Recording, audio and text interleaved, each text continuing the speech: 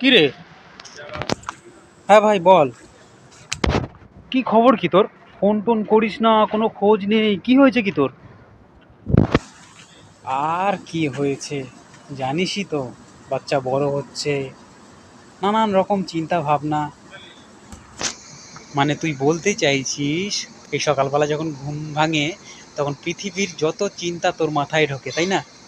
আর আমাকে তো আমার 10টার সময় আমার বউ এসে চুমু দিয়ে ঘুম ভাঙায়। না মানে বুঝতেই তো পারছিস, সকালবেলা ওইদিকে কাজ, বিকালবেলা এদিকে কাজ, ম্যানেজ করতে করতে সময় চলে যায়, আর হয়ে ওঠে না। তাই তুই কি খাস না?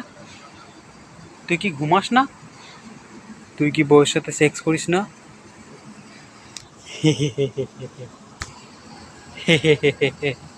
মদ না।